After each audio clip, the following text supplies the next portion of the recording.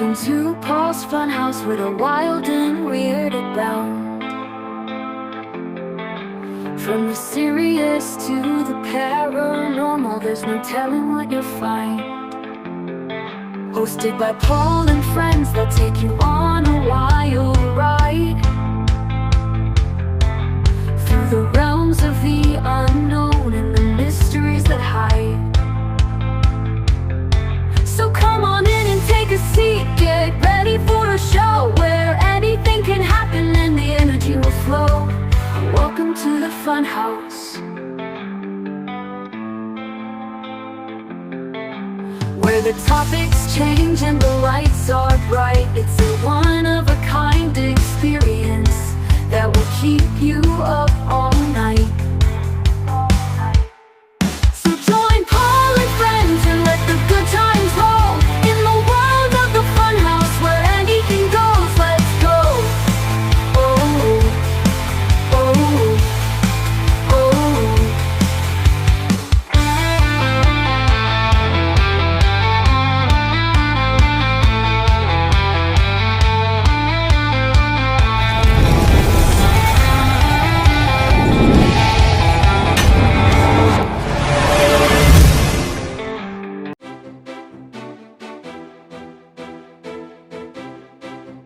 Ladies and gentlemen, boys and girls, children of all ages, welcome back to Paul's Funhouse. Today we are on to part 3 of a topic so big you can't fit it all into one episode. So we're in the middle of another multiple episode topic, religion. Just a reminder, I won't tell you what religion to follow. Instead, I want to give you info on some of the most prominent religions in the world, so you can decide for yourself what religion is right for you.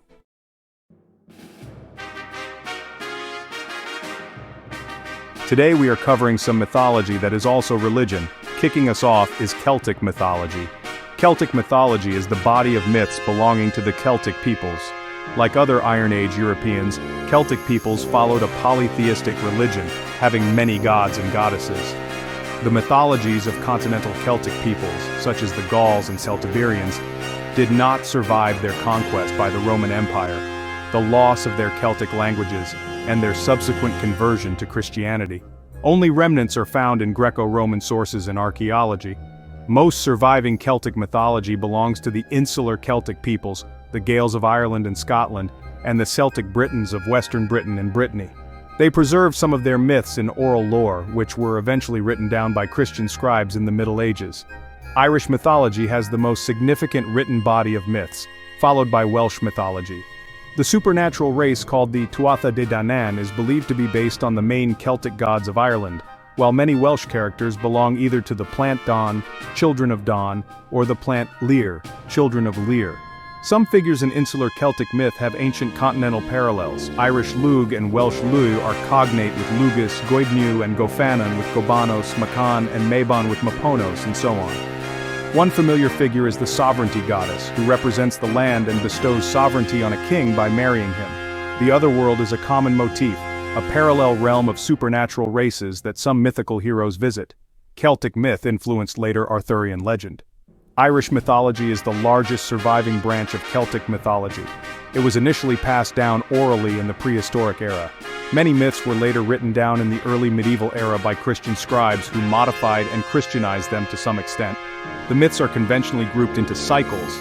The mythological cycle, or cycle of the gods, consists of tales and poems about the godlike Tuatha De Danann and other mythical races. Many of the Tuatha De are thought to represent Irish deities. They are often depicted as kings, queens, druids, bards, warriors, heroes, healers, and artisans with supernatural powers. Prominent members of the Tuatha De include the Dagda, the great god, who seems to have been the chief god, the Morrigan, the great queen or phantom queen, a triple goddess associated with war, fate, and sovereignty, Lug, Nuada, Angus, Brigid, Manannan, Dian Kecht, the healer, and Goibniu the smith, one of the Trí Dodana, 3 gods of craft. Their traditional rivals are the monstrous Fomorians, Fomware, whom the Tuatha De defeated in the Cathmage Tuired, Battle of Moytura. Other essential works in the cycle are the Liber Gabala Erin, Book of Invasions, A Legendary History of Ireland, and the Aided Clain Lir, Children of Lir. The Ulster cycle consists of heroic legends about the Ulaid, It focuses on the mythical Ulster king Conchobar MacNessa and his court at Emain Macha, the hero Cu Chulainn, and their conflict with the Connachta and Queen Medb. The most extended and most crucial tale is the epic Tain Bo Cuailnge, cattle raid of Cooley. The Fianna cycle is about the exploits of the mythical hero Finn and his warrior band, the Fianna, including the lengthy Acalam na Senurach, Tales of the Elders. The King's cycle comprises legends about historical and semi-historical kings of Ireland, such as Beal Schweibni, The Madness of King Sweeney, and tales about the origins of dynasties and peoples. There are also mythical texts that do not fit into any of the cycles. These include the Ectre tales of journeys to the otherworld, such as The Voyage of Bran and the Dinsenkus, Lore of Places. Some written material has not survived, and many more myths were probably never written down.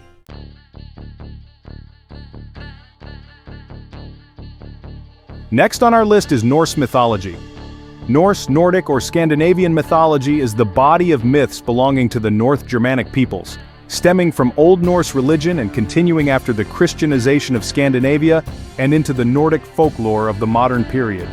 The northernmost extension of Germanic mythology and stemming from Proto-Germanic folklore, Norse mythology consists of tales of various deities, beings, and heroes derived from numerous sources from both before and after the pagan period, including medieval manuscripts, archaeological representations, and folk tradition.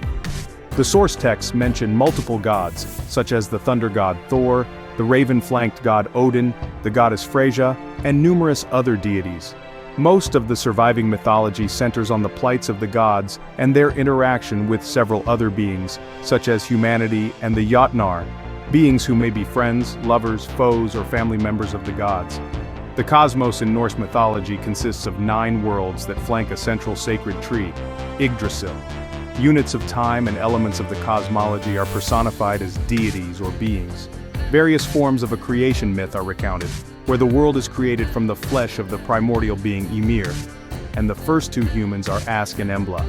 These worlds are foretold to be reborn after the events of Ragnarok, when an immense battle occurs between the gods and their enemies, and the world is enveloped in flames only to be reborn anew. The surviving gods will meet, the land will be fertile and green, and 2 humans will repopulate the world. Norse mythology has been the subject of scholarly discourse since the 17th century, when key texts attracted the attention of European intellectual circles. Through comparative mythology and historical linguistics, scholars have identified elements of Germanic mythology reaching as far back as Proto-Indo-European mythology. During the modern period, the Romanticist Viking revival reawoke an interest in the subject matter, and references to Norse mythology may now be found throughout contemporary popular culture. The myths have been revived in a religious context among adherents of Germanic neo-paganism. Central to Norse mythology accounts are the gods' plights and their interaction with various other beings, such as with the Jotnar, who may be friends, lovers, foes, or family members of the gods. Numerous gods are mentioned in the source texts. As evidenced by records of personal names and place names, the most popular god among the Scandinavians during the Viking Age was Thor, the thunder god who is portrayed as unrelentingly pursuing his foes, his mountain-crushing, thunderous hammer, Mjolnir, in hand. In mythology, Thor lays waste to numerous Jotnar who are foes to the gods or humanity, and is wed to the beautiful golden-haired goddess Sif. The god Odin is also frequently mentioned in surviving texts. One-eyed, wolf and raven-flanked, with a spear in hand, Odin pursues knowledge throughout the 9 realms. In an act of self-sacrifice, Odin is described as having hanged himself upside down for 9 days and nights on the cosmological tree Yggdrasil to gain knowledge of the runic alphabet, which he passed on to humanity. He is associated closely with death, wisdom, and poetry. Odin is portrayed as the ruler of Asgard and leader of the Aesir. Odin's wife is the powerful goddess Frigg, who can see the future but tells no one, and together they have a beloved son, Balder. After a series of dreams by Balder of his impending death, Loki engineers his death, and Balder then resides in Hel, a realm ruled over by an entity of the same name. Odin must share half of his share of the dead with a powerful goddess, Freyja. She is beautiful and sensual, wears a feathered cloak, and practices Seder. She rides to battle to choose among the slain and brings her chosen to her afterlife field, Folkvanger. Freyja weeps for her missing husband Odin and seeks after him in faraway lands. Freya's brother, the god Freyr, is also frequently mentioned in surviving texts, and his association with the weather, royalty, human sexuality, and agriculture brings peace and pleasure to humanity. Deeply lovesick after catching sight of the beautiful Jotun Gerder, Freyr seeks and wins her love, yet at the price of his future doom. Their father is the powerful god Njordr. Njordr is strongly associated with ships, seafaring, wealth, and prosperity. Freyja and Freyr's mother is Njordr's unnamed sister. Her name is unprovided in the source material. However, more information about his pairing with the skiing and hunting goddess Skadi is available. Their relationship is ill-fated, as Skadi cannot stand away from her beloved mountains or Njordr from the seashore.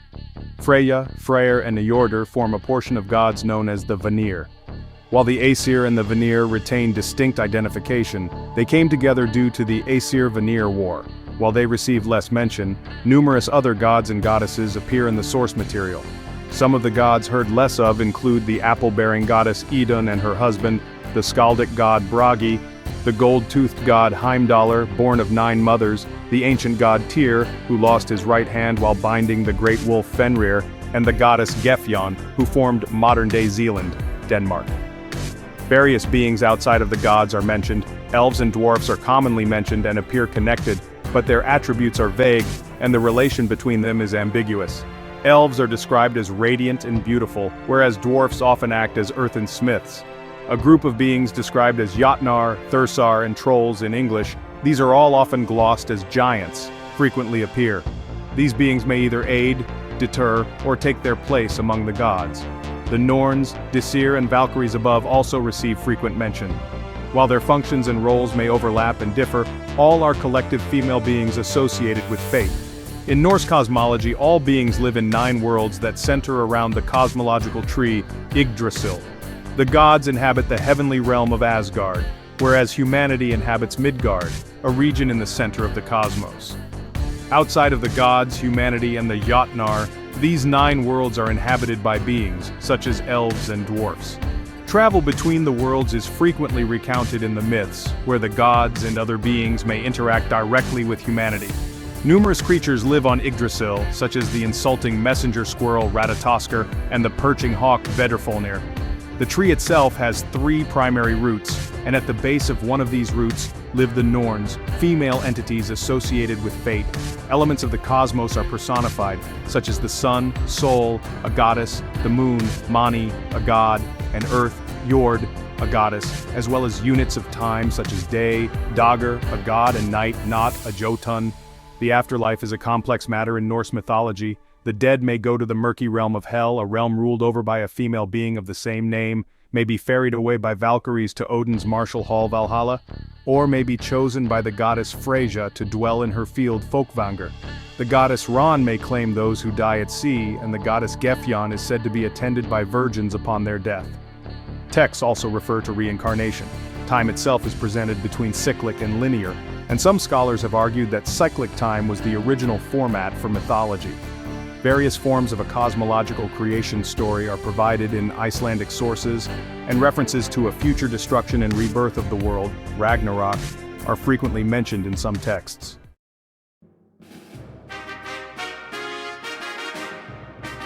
We're now moving on to Greek mythology.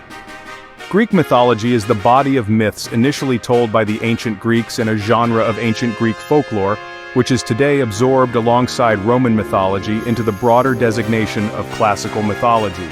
These stories concern the ancient Greek religion's view of the origin and nature of the world, the lives and activities of deities, heroes, and mythological creatures, and the origins and significance of the ancient Greeks' cult and ritual practices. Modern scholars study the myths to shed light on ancient Greece's religious and political institutions, and better understand the nature of myth-making. The Greek myths were initially propagated in an oral poetic tradition, most likely by Minoan and Mycenaean singers starting in the 18th century BC. Eventually, the tales of the heroes of the Trojan War and its aftermath became part of the oral tradition of Homer's epic poems, the Iliad and the Odyssey. 2 poems by Homer's near-contemporary Hesiod, the Theogony and the Works and Days, contain accounts of the genesis of the world, the succession of divine rulers, the succession of human ages, the origin of human woes, and the origin of sacrificial practices. Myths are also preserved in the Homeric hymns, in fragments of epic poems of the epic cycle. in lyric poems, in the works of the tragedians and comedians of the 5th century BC, in writings of scholars and poets of the Hellenistic age, and in texts from the time of the Roman Empire by writers such as Plutarch and Pausanias. Aside from this narrative deposit in ancient Greek literature, pictorial representations of gods, heroes, and mythic episodes featured prominently in ancient vase paintings and the decoration of votive gifts and many other artifacts. Geometric designs on pottery from the 8th century BC depict scenes from the epic cycle as well as the adventures of Heracles. In the succeeding Archaic, Classical, and Hellenistic periods, Homeric and other mythological scenes appear, supplementing the existing literary evidence. Greek mythology has extensively influenced Western civilization's culture, arts, and literature, and remains part of Western heritage and language. Poets and artists from ancient times have derived inspiration from Greek mythology and discovered contemporary significance and relevance in the themes. According to classical-era mythology, the new pantheon of gods and goddesses was confirmed after the overthrow of the Titans. Among the principal Greek gods were the Olympians, residing on Mount Olympus under the eye of Zeus. The limitation of their number to 12 is a comparatively modern idea. Besides the Olympians, the Greeks worshipped various gods of the countryside, the satyr god Pan, nymphs, spirits of rivers, naiads, who dwelled in springs, dryads, who were spirits of the trees, nereids, who inhabited the sea, river gods, satyrs, and others. In addition, there were the dark powers of the underworld, such as the Erinyes, or Furies, who said to pursue those guilty of crimes against blood relatives. To honor the ancient Greek pantheon, poets composed the Homeric hymns, a group of 33 songs. Gregory Nagy regards the larger Homeric hymns as simple preludes compared with theogony, each of which invokes one god. The gods of Greek mythology are described as having essentially corporeal but ideal bodies. According to Walter Burkert, the defining characteristic of Greek anthropomorphism is that the Greek gods are persons, not abstractions, ideas, or concepts.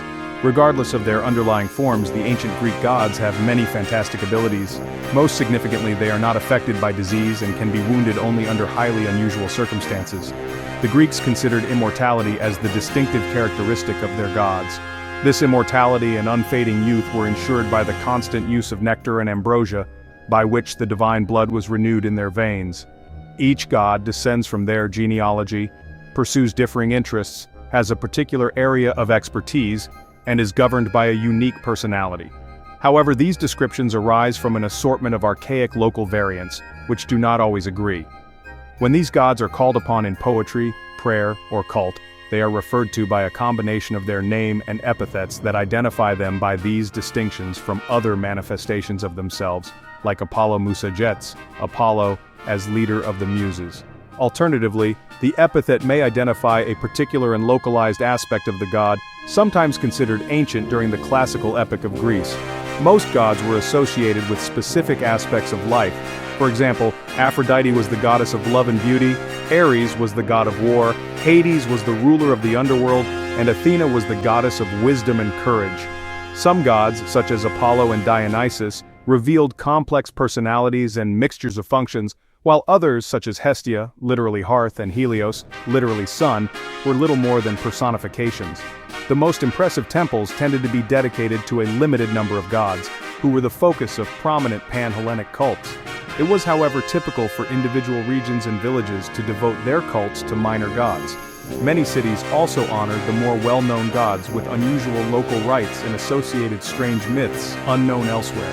During the heroic age, the cult of heroes or demigods supplemented that of the gods.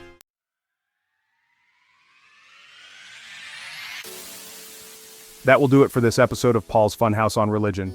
In the last video, I mentioned that you don't want to miss the final part, but there is still more about religion. So don't forget to like, subscribe, and hit that notification bell so you don't miss the final part of this series. Until next time, stay tuned and stay weird. This is Paul's Funhouse, where the show never ends. Tell all your buddies it's gonna be a wild ride.